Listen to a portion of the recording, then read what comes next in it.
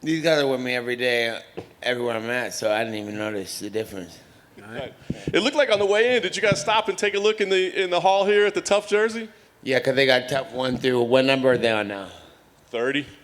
Oh, that's 30 out there? Yeah, that's great. I was saying when I was telling him, I was like, when, I remember when I was on Ultimate Fighter 5, and I was like, man, we're like on the old, like we were once a long ass time ago, like that was the classic shit, and now we're all the way at 30.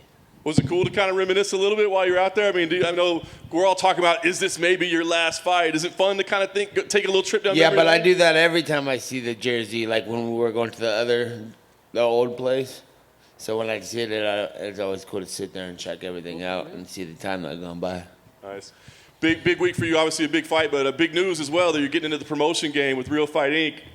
Talk about that aspect of your life. I mean, is that an exciting new development? Well, just the way it's been like from my whole career, I've been a promoter the whole time. Come to find out, my fights promote themselves, and then the whole thing came with, and then I was like, I'm gonna get the Conor fight and show people how it's done, but nobody learned how it was done. So then I was like, got the rematch and took the 3 years off, and I was like, all right, well, I know what I'll do now. I'll make a belt.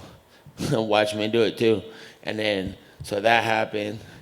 And then, whatever the fuck happened next, every time it's like, what, this easy? Why am I playing for them? I play for me. I know you still got a lot of fighting left to do in your career, but is that something you plan on being like heavily involved in, or is that just kind of a side business? Nah, yeah, I'm just gonna let my smart friends and my rich folks do that part. I'm just gonna sit to the side and say what's dumb and what's not. Smart. In the meantime, obviously you got a big fight, UFC 279. I know this is a fight you said, listen, it's not necessarily the fight I wanted. Does that make it any more challenging to prepare for than any other fight in your career, knowing it's not one you necessarily wanted? Yeah, for sure. So I give up on preparing. I'm just like, whatever. Beat me. Khamzat, I mean, what do you think of him as a fighter? I mean, have you watched much tape? I mean, have you seen much of his game? Obviously, I'm sure you hear the hype around him, but do you think he's deserving of it?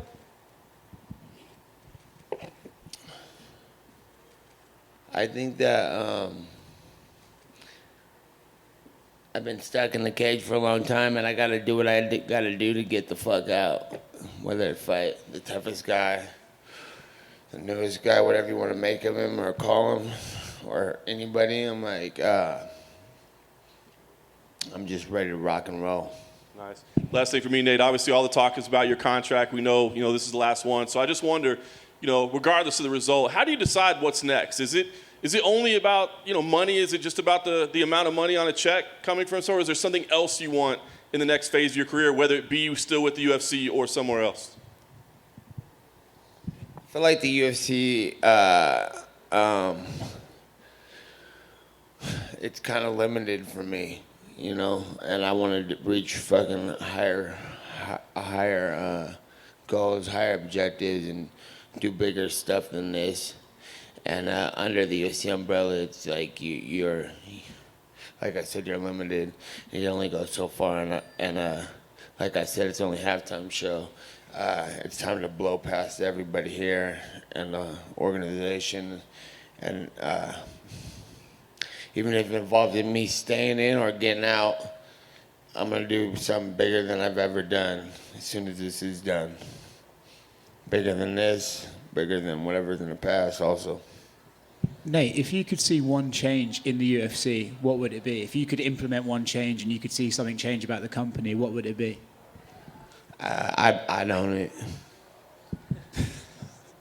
There's been some talk about you and Jake Paul. Is that something you're interested in, or are you just sort of, that doesn't matter until after Saturday? I think I've heard a lot about a lot of stuff, and whatever comes after this, like I said, it's going to be bigger than anything I've ever done. Are you interested in his fight with Anderson? I'm interested in all combat. How do you see that fight between Jake and Anderson playing out, given Anderson's age and Jake Paul's age?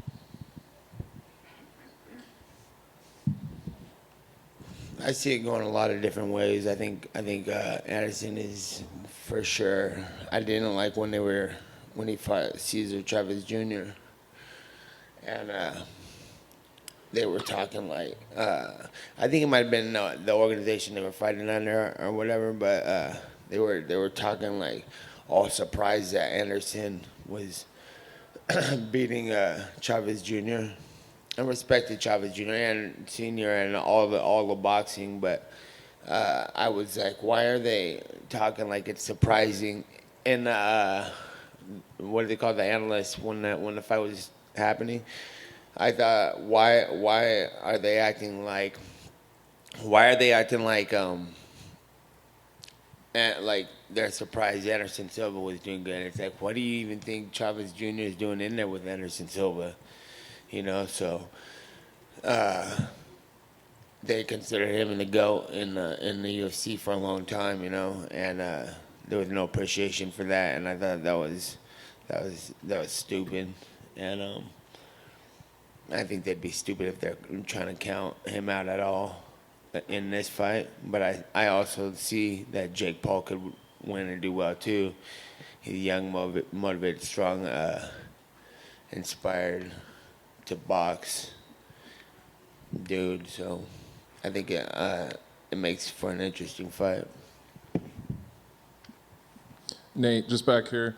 So I'm curious about your thoughts on the outcome of UFC 278 at Vivint Arena in Salt Lake City. I know you went 5 rounds with Leon Edwards and damn near beat him in that final round. What do you think of Leon's performance in that fight? I thought the fight was going to go like that, either or a decision win for Usman or a finish by Leon. So it did a good job, good fight. What do you think of Kamaru Usman's performance?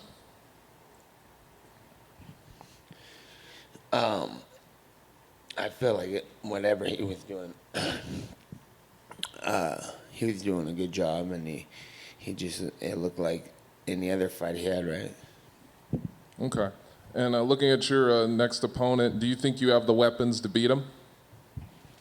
Yeah.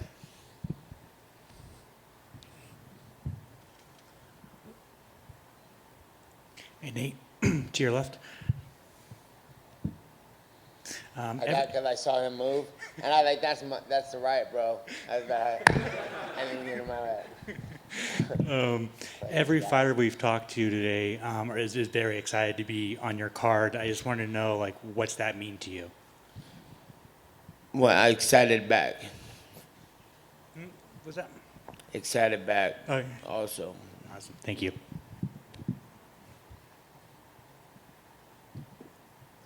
Next question. We're done? Hey, Nate, real quick.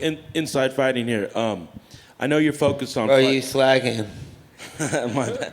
I know you're focused on Fight Week, but there's been some talk about maybe a possible show about your life, a movie about your life. Is there any truth to that, or? Yeah, coming soon for sure when it works. And what's your name? Andrew Capichetti. From where? Inside Fighting. Man, you better step it up. It's time. Yeah. All right. All right. Good to see you guys. Thank you luck. very much. All right.